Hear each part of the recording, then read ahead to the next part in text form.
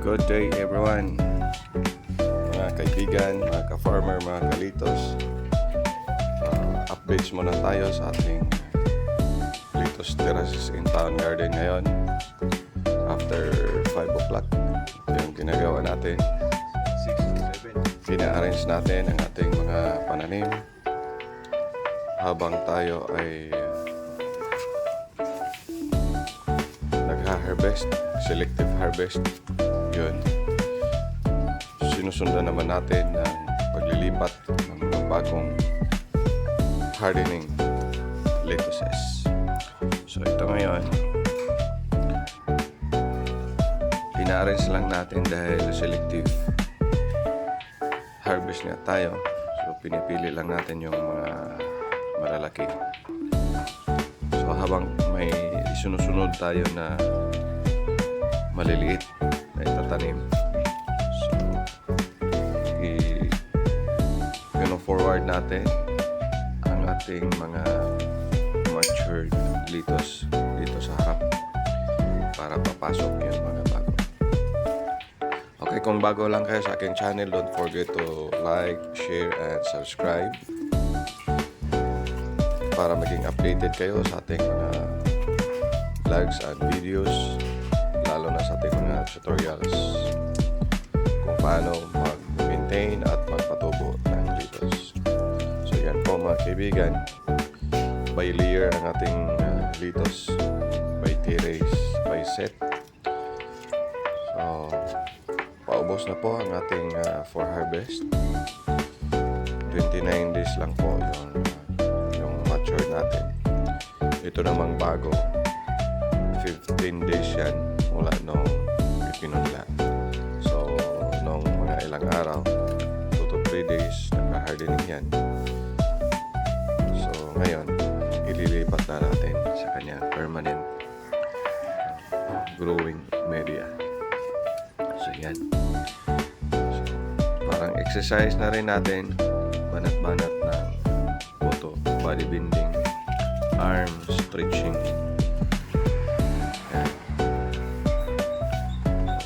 Walking inside the garden. So yan po mga kaibigan ang ating pananim ngayon. So continuous process lang po yan. Harvest, tanim, punla, tapos maintain. So harvest, tanim, tapos punla, maintain, harvest, then marketing. So kailangan sa pagpa-farm mayroon tayong from sowing, hardening, maintaining, watering, misting, harvesting, up to marketing. Doon talaga tayo hahantong sa marketing. Pag nagpa-farm ka, hindi ka naman marunong mag-market, yun ang problema. So yan mga kaibigan, huwag kalimutan, Litos Terraces in Town.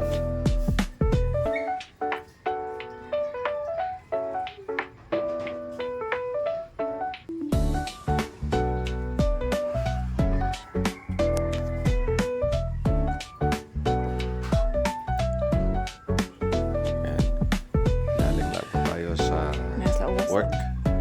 So after 5 o'clock, stretch mo na. Yan. Yung balaka, ang hawa, stretch mo na bay. Yan. Tayo-tayo. Yan.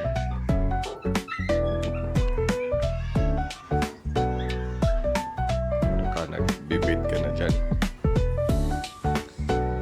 Bilangin mo muna ilan na lang na natira. Ayos ba? Yan. So mula dyan, magbibilang na naman tayo ng 25 to 30 days bago ang harvest time. So yan mga kaibigan, that is for food security and food sustainability. Ang masasabi ko lang, let us be happy, let us be healthy.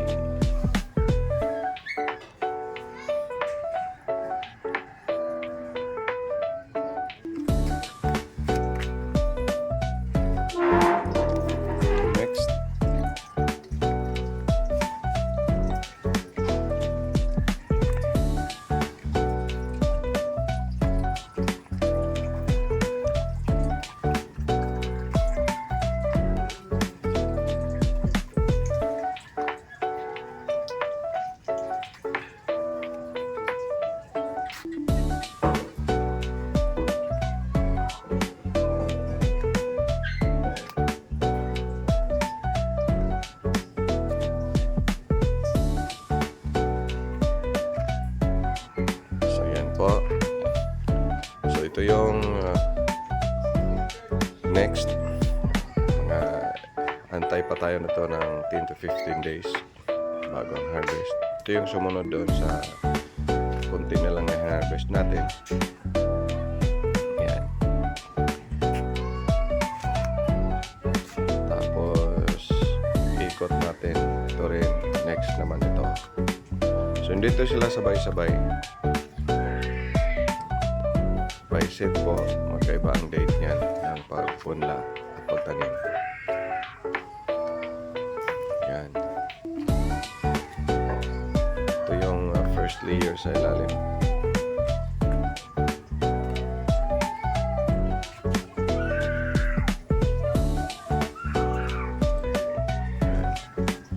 Samahan yung sunod na naka-scheduled harvest. Ito na naman.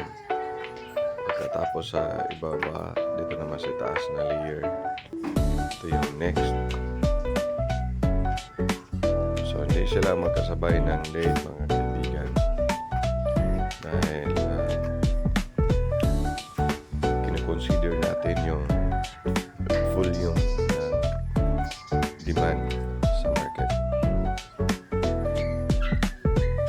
So kung pag sabay-sabayin mo yan lahat, mahirapan naman tayo sa market.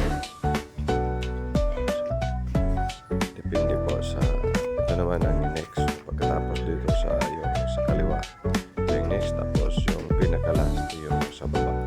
Yan.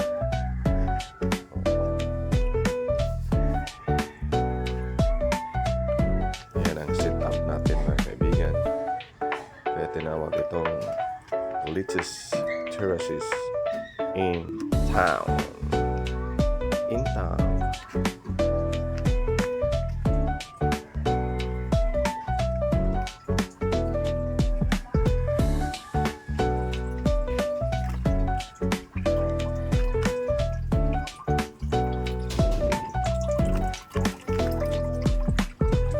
Yan po ng updates natin para sa ating mga consumers ng lettuce, ating mga resellers, mga lettuce lovers and salad